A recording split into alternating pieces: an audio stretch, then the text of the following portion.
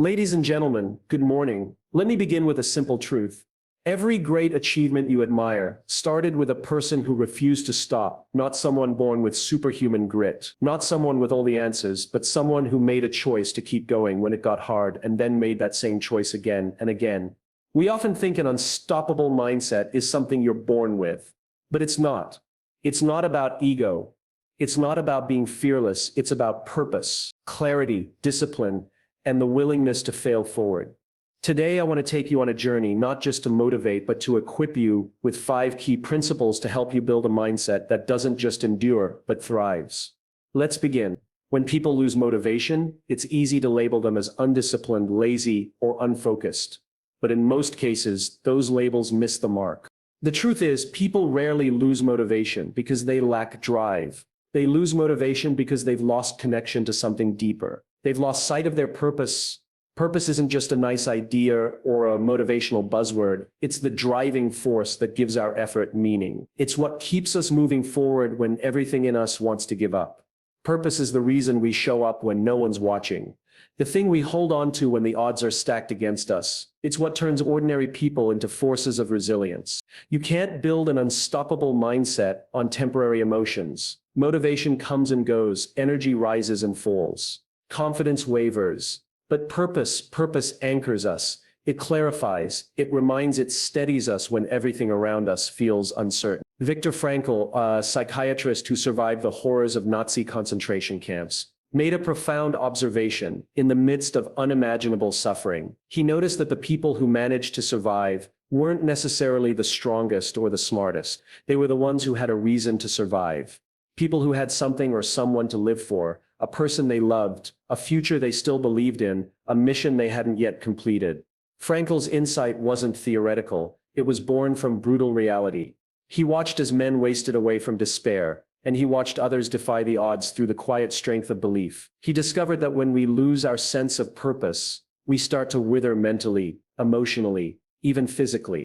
But when we're connected to something meaningful, we become capable of enduring almost anything. Think about your own life. Reflect on the moments when you were most driven, most focused, most alive. Chances are those moments weren't driven by comfort or convenience. They were fueled by clarity. You knew exactly why you were doing what you were doing, and that clarity gave you power. It made the pain tolerable. It made the work worthwhile. It made the setbacks feel like steps. So here's the uncomfortable truth. Most people don't burn out because they're doing too much. They burn out because they're doing too little of what truly matters. They're busy but not fulfilled. They're achieving but not aligned. They're checking boxes but living with conviction. Without a clear why, our lives get filled with distractions. We confuse motion with progress. We work harder but we feel emptier. Purpose reconnects us with meaning. It brings coherence to chaos. When you know your why, the noise quiets, the resistance lessens, the path becomes clearer. Not always easier, but clearer. Now, this doesn't mean your purpose needs to be grand or world-changing. It doesn't have to be a global mission or a perfect calling. It simply has to matter deeply to you. It can be the way you show up for your family, the way you serve your clients, the way you create, teach, lead, build, heal, whatever it is. If it matters to you, it's enough. And when you connect to that, when you build your mindset around it, you unlock a resilience that's hard to describe and impossible to fake. A great example of this in the real world comes from the story of a teacher in a low-income community. Her students came from broken homes. Many had witnessed violence, abuse, or addiction. Graduation rates were dismal. Expectations were low. Most teachers didn't last a year, but she stayed year after year, even when her salary was modest, even when her classroom lacked resources, even when her students pushed back, acted out, gave up. Why? Because she knew her why.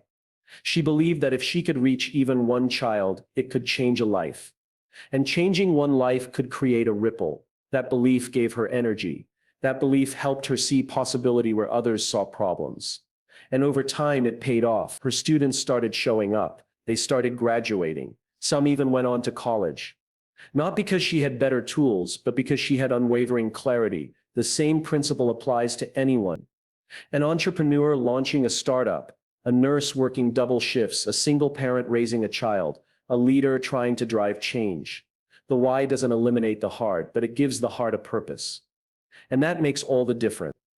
When you look at the most resilient individuals, they all have this in common. They've taken the time to define their purpose. They've done the deep work of asking the hard questions. Why am I doing this? What am I committed to? Who do I want to become? What impact do I want to leave? These questions aren't always easy to answer, and that's okay. Your purpose doesn't have to be perfectly formed today, but it should be pursued intentionally. Purpose isn't found in a flash of lightning. It's uncovered slowly in moments of reflection, in acts of service, and paying attention to what lights you up and what breaks your heart. And once you begin to uncover it, something shifts. Your work becomes more than a job. Your actions become more than a routine. Your mindset becomes more than just positive thinking. It becomes a strategy for meaningfully engaging with life, especially when it gets hard. That's the real power of purpose. It doesn't just inspire, it sustains. And it's not just about personal success either. Purpose has ripple effect. When you live with purpose, it affects the people around you. It gives others permission to dig deeper into their own lives. It builds trust. It strengthens teams. It drives cultures. Whether you're leading a company or raising a child, your clarity creates clarity for others. So if you felt stuck lately, if you've been wondering why your motivation is dried up or why your goals feel hollow or why you keep getting derailed, don't just set new goals. Reconnect with your why. Let that be your starting point. Not just what you want to achieve, but why it even matters. Ask yourself honestly, why do I do what I do? What deeper cause is driving me? What am I willing to suffer for, strive for, stand for? Write it down, speak it out loud, revisit it often, because there will be moments, difficult, discouraging moments when you'll be tempted to give up. And in those moments, motivation won't be enough. Willpower won't be enough. But purpose that might just carry you through. Purpose doesn't guarantee that the road will be smooth, but it ensures that the struggle won't be wasted. And that's the foundation of an unstoppable mindset. We've been conditioned to believe that struggle is a signal to stop, that when we face resistance, it means we're on the wrong path, that discomfort is a red flag, a warning sign, something to avoid. But what if everything we've been taught about struggle is backwards? What if struggle isn't a sign of failure, but a signal that growth is happening? What if it's the evidence that we're right where we need to be? Struggle is uncomfortable, it's messy, it's filled with doubt, frustration, and often pain. And yet, it's also where some of the most powerful transformation occurs. In fact, when you study people who've gone through immense growth, leaders, artists, athletes, survivors, you'll find one thing in common. None of them became who they are without struggle. Not one. That's because struggle is the training ground of resilience. It's where character is forged. It's where clarity is born. It's where we discover what we're made of. Without struggle, there's no stretching. Without stretching, there's no growth. There's a term in neuroscience called neuroplasticity, the brain's ability to change and adapt through experience. Researchers have found that the brain doesn't grow the most when we feel confident and in control. It grows most when we're uncomfortable, when we're being challenged, when we're forced to rethink what we know, how we act, and who we are. This means discomfort isn't just an inconvenience. It's biology's way of telling us we're learning something new. And yet, as a culture, we often treat struggle like it's shameful, like it's something we should hide or rush through. We love talking about breakthroughs, but we don't talk about the breakdowns that came before them. We celebrate success, but we gloss over the sleepless nights, the quiet failures, the lonely doubts. We say things like overnight success, ignoring the years of invisible work that preceded the spotlight. But ask anyone who has achieved anything meaningful, they'll tell you the struggle mattered. Not just because of what they gained, but because of who they became in the process. Think of the butterfly. When it's in its cocoon, it must struggle to break free. That struggle isn't a flaw in nature's design. It's necessary. It's through the pushing, the pressing, the resistance that the butterfly's wings gain strength. If someone were to help it out too soon, thinking they were saving it from the struggle, the butterfly wouldn't survive. It would emerge weak, unable to fly. The very thing that looks like suffering is what equips it to soar. We're no different. When we shield ourselves or others from all hardship, we rob ourselves of growth. When we seek comfort over courage, we miss out on discovering our own strength. Real growth doesn't come from avoiding pain. It comes from engaging with it. From looking it in the eye and asking, what is this here to teach me? That's a question worth pausing on. Because how we interpret struggle determines how we respond to it. If we see struggle as punishment, we resist it. We retreat. But if we see it as preparation, everything changes.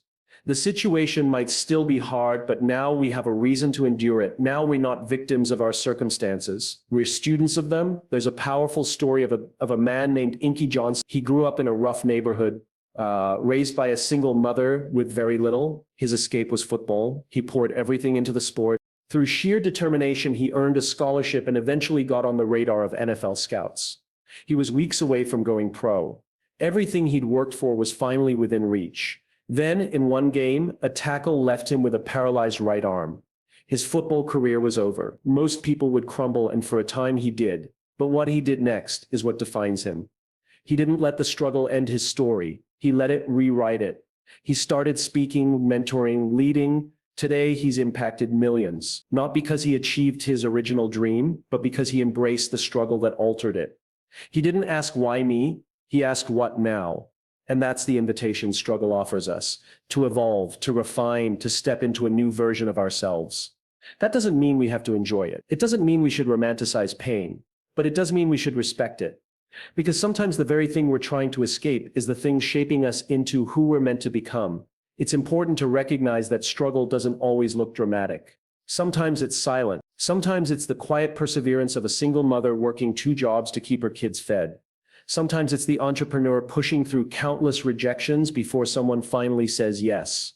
Sometimes it's the student battling self-doubt, showing up anyway. These struggles may not make headlines, but they're heroic. What's dangerous is not the presence of struggle, it's the assumption that it means something is wrong, that we're broken, that we're behind. But the truth is, some of our greatest progress often comes disguised as problems. Struggle is not the opposite of success. It's the soil from which success grows. In fact, if you look at the psychology of post-traumatic growth, you'll find something remarkable. People who've gone through adversity and processed it well often report a stronger sense of purpose, deeper relationships, greater appreciation for life, and more personal strength. Not in spite of the pain, but because of how they move through it. So the next time life gets hard, and it will resist the urge to immediately escape the discomfort. Pause, breathe, ask better questions. What is this moment trying to reveal? What muscle is this building in me? How might this be preparing me for something I cannot yet see? These questions don't make the struggle disappear, but they give it context. And sometimes that's all we need. A reason to keep going, a belief that the pain has a point, because on the other side of struggle is strength. Not just the strength to succeed, but the strength to serve, to lead, to love more deeply. Struggle doesn't just make us tougher, it makes us more compassionate, more grounded, more human. So yes, struggle is hard, it stretches us, it humbles us, but it also transforms us.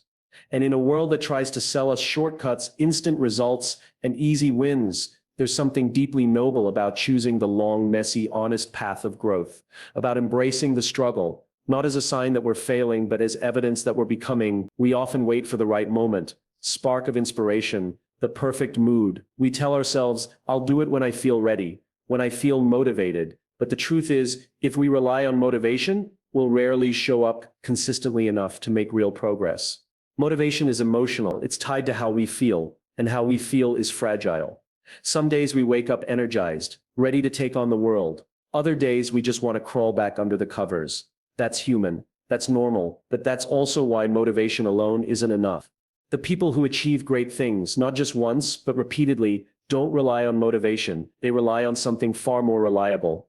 Consistency. And while consistency might not sound exciting, it's what separates people who try from those who transform. It's not about having one amazing day. It's about stringing together enough average days that eventually lead to something extraordinary. James Clear, the author of Atomic Habits, speaks about the power of small daily action. He explains that success doesn't come from massive shifts or overnight transformations. It comes from tiny improvements, little habits repeated every single day. He calls it the 1% rule. If you get just 1% better each day, it might not feel like much in the moment, but compounded over a year, you become 37 times better, not twice, not 10 times, 37. That's the quiet power of compounding effort.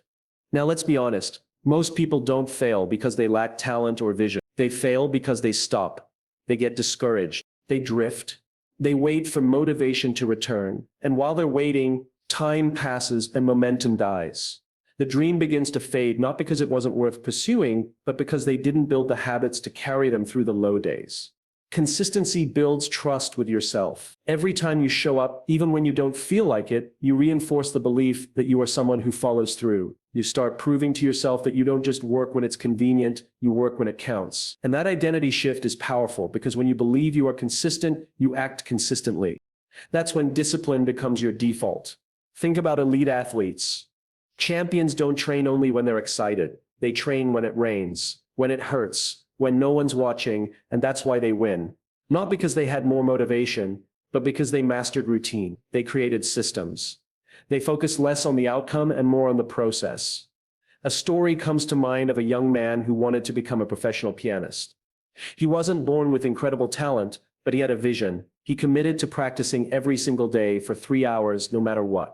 There were days he was tired, days he was discouraged, days when his playing felt off, but he kept showing up. 10 years later, he performed on some of the most prestigious stages in Europe. When asked what made the difference, he didn't mention motivation or inspiration. He said, "I built the habit of sitting at the piano, whether I felt like it or not.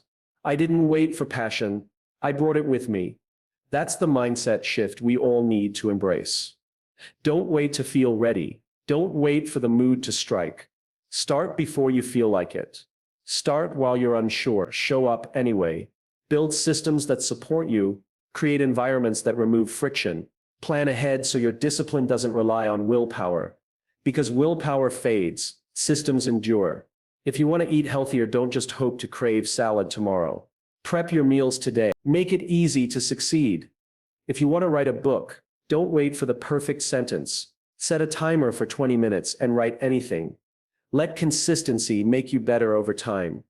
If you want to build a business, don't obsess over the end result. Show up every day and do one thing that moves you forward. Send an email. Build a connection. Test an idea. Momentum builds trust. Trust builds belief. Belief fuels action. And the cycle repeats. One of the most powerful truths is that excellence is rarely the result of intensity. It's the result of consistency. And when you think about the most impactful people in your life, it probably wasn't the single big moment that left the deepest impression. It was their presence, their reliability, the way they showed up again and again, especially when it mattered most. That's what builds legacy. That's what builds trust. That's what builds mastery. So don't make consistency some unreachable ideal. Start small, start now. Choose one habit. Make it simple. Repeat it. Don't chase the perfect week. Chase the persistent one. Don't get seduced by inspiration. Get addicted to showing up because anyone can start something, but it takes someone truly committed to finish. And that doesn't happen because of motivation. That happens because of motivation. That happens because of consistency. We're taught from a young age to avoid failure. We're told to color inside the lines to get the right answer, to avoid mistakes at all costs. In school, failure means a red mark on a test. In work, it can mean a missed promotion. In life, it's something we often whisper about, if we talk about it at all. But if you talk to people who've built extraordinary lives, not perfect lives, but meaningful ones, you'll find they see failure through a very different lens. They don't see it as the end. They see it as information, as feedback, as a necessary part of progress. When a baby learns to walk, they fall a lot, but we don't call that failure. We call it learning. We don't scold them or say, maybe walking is not for you. We cheer them on. We encourage them to try again. We celebrate the process, not just the outcome, but somewhere along the way, that mindset shifts. We start believing failure means we're not good enough, that we're flawed, that we're not cut out for it. And so we avoid the risk. We stay in the safe zone. We stick to what we know. But the problem is that same fear of failure keeps us from stretching, from growing, from discovering what we're actually capable of. Consider the story of Sarah Blakely, the founder of Spanx. She didn't just stumble into success, she built it. But long before she was a billionaire, she was learning to embrace failure in a very personal way. When she was a child, her father would ask her every week at the dinner table, "What did you fail at this week?" And if she didn't have anything to share, he'd be disappointed. Imagine not disappointed because she failed, but because she hadn't. Because it meant she hadn't taken a big enough risk to try something new. That simple question changed the way she saw the world. Her father was teaching her that failure was not something to fear. It was something to seek out. He was giving her permission to try, to explore, to push boundaries. And more importantly, He was teaching her to separate her identity from her outcomes. She wasn't a failure if something didn't work out. She was someone who was learning. That mindset became a superpower. When Sarah came up with the idea for Spank, she had no background in fashion, no investors, no connections. She pitched her idea over and over and was rejected more times than she could count. People laughed, they dismissed her, but she didn't let those no's stop her. She didn't see them as proof she was wrong. She saw them as data, feedback, insight. She listened, adjusted, and kept going. Eventually, she landed a deal with a major department store, and the rest is history. But that billion-dollar company was built on a foundation of failed attempts, rejections, mistakes, lessons. And she's not alone. Ask any successful entrepreneur, artist, or leader, and they'll tell you failure is not the opposite of success. It's part of it. Every great invention, every breakthrough, every achievement you admire has failure in its DNA. Walt Disney was fired from a newspaper job for lacking creativity. Oprah was told she wasn't fit for television. Thomas Edison made thousands of failed attempts before inventing the light bulb. When asked about it, he said, "I have not failed. I've just found 10 zero ways that won't work." What sets these people apart isn't that they avoided failure, it's that they changed their relationship with it. They didn't take it personally. They didn't let it define them. They used it, they mined it for insight, they let it teach them, and then they applied what they learned again and again. It's easy to admire these stories in hindsight. But in the moment, failure feels like pain. It feels like rejection, like shame. That's why reframing it is so critical, because if we don't reframe it, we stay stuck. We play small. We stop before the real growth has a chance to begin. So how do we start reframing failure? First, by naming it, by taking the emotion out of it and seeing it for what it is. Feedback, a result, a signal. Did this approach work? No. Okay, what can I learn from that? What does it reveal about what I need to adjust? What new direction might this open up? Second, by celebrating the attempt. Too often we only celebrate outcomes. The deal closed, race won, the book published. But what if we started celebrating the courage to show up? The courage to try something uncertain, because that's where transformation begins. Not when we achieve the goal, but when we dare to pursue it, knowing we might fall flat. And third, by sharing our failures more openly. We live in a culture that's obsessed with curated perfection, but that's not reality. That's not where connection lives. We don't bond over our highlight reels. We bond over our honesty. When we share the messy parts of our journey, we create space for others to do the same. And suddenly failure doesn't feel so isolating. It becomes human. It becomes part of the process. Think about your own life. What have you avoided trying because you were afraid it might not work? What dream have you shelved because you feared rejection? What version of yourself is waiting on the other side of a failure you haven't faced yet? You don't need to wait until you feel brave. You need to move forward in spite of the fear. Not recklessly, but courageously. Because if you're not failing at something, it might mean you've stopped stretching, you've stopped experimenting, you've stopped growing. Failure doesn't mean you're broken. It means you're becoming. So let yourself fall, let yourself learn, let yourself rise again, not because it's easy, but because what's waiting for you on the other side is worth it. You don't rise in isolation, you don't grow to your full potential in a vacuum. The truth is the people around you shape you more than you realize, not just by what they say, but by what they normalize, how they think, how they act, what they expect, and what they tolerate. You become the average of the 5 people you spend the most time with. That's not a catchy phrase designed to sound profound. It's a reality backed by science, by psychology, and by experience. And the implications are enormous. Think about that for a moment. The way you speak to yourself, the way you handle adversity, the risks you take or avoid, the dreams you pursue or delay, so much of it is influenced by the voices in your daily environment. If you're surrounded by people who are constantly complaining, playing it safe, settling, or tearing others down over time, it chips away at your energy. You shrink without realizing it. Your standards lower, your mindset harden. You start to believe that comfort is the goal and survival is the win. But when you're around people who challenge you, who expect more of you, who model courage and humility and growth, something shifts. Your ideas expand, your goals stretch, your belief system upgrades. You don't just survive, you begin to build, you begin to lead, you begin to dream out loud again. Nicholas Christus, a researcher at Harvard, conducted a study that showed just how deeply we're influenced by our social networks. His research found that your chances of becoming obese increased not only if your friends were obese, but also if your friends' friends were. That's how far influence reaches. The ripple effect is real. What your peers value becomes contagious, whether it's fitness, ambition, generosity, or even self-sabotage. Your tribe becomes your thermostat. They regulate the temperature of your life. You either heat up to meet their expectations or cool down to match their complacency. So the question becomes urgent. Who are you allowing to shape you? Not just who you talk to, but who you trust, who you confide in, who you let into your inner circle. Are they pushing you toward who you want to become?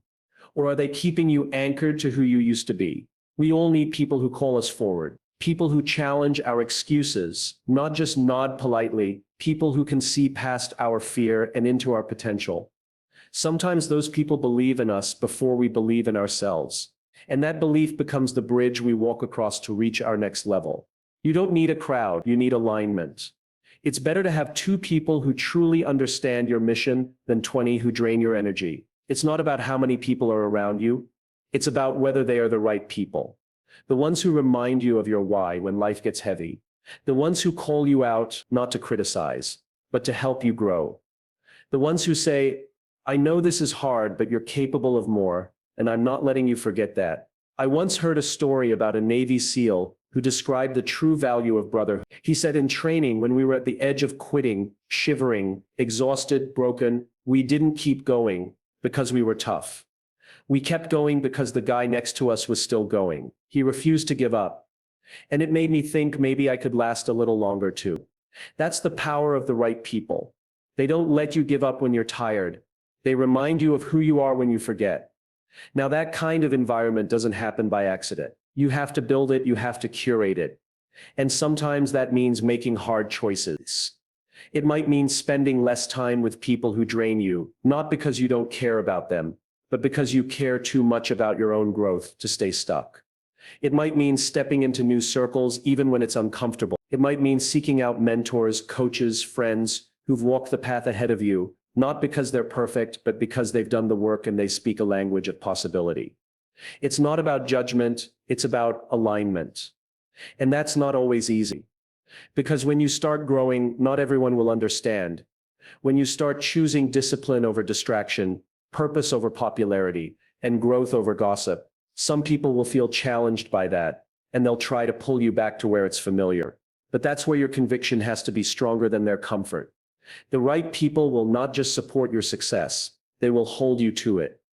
They will expect greatness from you, not perfection. They will let you be human, but they won't let you hide. They will celebrate your wins and sit with you in your losses. And perhaps most importantly, they'll tell you the truth. Even when it's hard, especially when it's hard, because no one becomes unstoppable alone. The myth of the lone genius, the self-made hero, it's just that, a myth. Behind every strong leader is a strong circle. Behind every world-class performer is a community that sees the unseen work. Behind every person who rises is someone who whispered, keep going, you've got more in you. So if you want to build an unstoppable mindset, build an intentional environment. Surround yourself with people who make you better, not just more comfortable. People who raise your standards, sharpen your thinking, and reflect back the version of you that you're working to become. Because when you walk with those who are moving forward, you can't help but move forward too. You don't need to be fearless. That's a myth. You don't need to be the smartest person in the room or have some rare, untouchable talent. You don't need to be born with extraordinary gifts or raised with all the right tools. You simply need to decide that your purpose matters more than your fear, that the life ahead of you holds more promise than the comfort behind you. You need to choose growth over ease, progress over perfection, meaning over distraction. That's how Unstoppable is built. Too often we wait for the right moment, for confidence to show up, for clarity to arrive, for someone else to hand us permission. But the truth is, none of that comes first. The decision does. The moment you say, I'm not backing down, I'm building something with this life. That's when things start to change, because clarity comes through action. Confidence is born in motion. You don't get courage and then you go and then courage grows along the way. Finding your why isn't just about passion, it's about direction. It's about knowing what matters enough that you'll keep going even when it's hard, especially when it's hard. Life doesn't ask if you're ready. It asks if you're willing to show up even when you're unsure, willing to lead when your voice shakes, willing to rise again when you've been knocked down more times than you can count. Struggle isn't a sign that you're failing. It's a sign that you're building. No one climbs a mountain without getting scratched by the rocks. The question isn't whether it's hard, it's whether it's worth it. And when you know your reason, your why, the answer is yes, every single time, because you're not chasing concern. You're chasing contribution. You're not trying to impress. You're trying to impact. That difference changes everything. Consistency is what bridges the gap between intention and results. Not flash, not hype, quiet, repeated effort. The choice to show up even when no one's clapping, even when no one sees. That's where greatness is built. In the early hours, in the disciplined decisions, in the moments when quitting feels easy, but you choose to keep going anyway because you remember why you started and because you respect who you're becoming. There will be days when you fall short, when things break, when people misunderstand you. That doesn't mean you're not cut out for this. It means you're in it fully, authentically. Growth is messy and progress is nonlinear. Failure is part of the process, not a verdict on your value. The people who achieve the most aren't the ones who avoid failure. They're the ones who redefine it. They see failure as feedback, not a finish line, a guide, not a graveyard. They look at what didn't work, learn from it, and use it as fuel. And yes, you'll get tired. You'll have moments where you question everything. That's why your circle matters. Because when your strength runs low, the right people help you remember your vision. They remind you of who you are. They hold the mirror up and reflect back the person you're capable of being. Choose people who won't let you settle, who will walk with you, not just cheer from the sidelines. Because no one becomes unstoppable alone. You have everything you need to begin. You don't need all the answers. You don't need to wait for the perfect plan. You need one brave decision, one moment of saying yes to growth, yes to resilience, yes to becoming. That choice is what separates those who stay stuck from those who rise. The people who move the needle in the world, who inspire change, who live with fire in their soul. They weren't waiting for the world to tell them they were ready. They told themselves unstoppable isn't a personality trait. It's not something you're born with. It's not reserved for the lucky few. It's a decision, a mindset, a commitment you make, not just once, but daily. You decide to live with purpose. You decide to lean into the discomfort that comes with real growth. You decide to keep going even when it's slow, even when it's hard, even when it's lonely. You decide to believe that what's ahead of you is worth everything it takes to get there. The choice is yours. It always has been. You can listen to the fear. You can buy into the doubt. You can stay where it's safe, where it's easy, where it's predictable. Or you can step into something greater. You can bet on yourself. You can say, this matters, I matter, my life, my values, my voice, they're worth showing up for. So the question isn't whether you can be unstoppable. The question is whether you'll choose to be. And if you do, if you decide that your why is strong enough, your growth is worth the discomfort, your discipline is stronger than your doubt, your failures are just lessons, and your people are chosen intentionally, then there's no telling what kind of legacy you can build. So now, what will you do with it?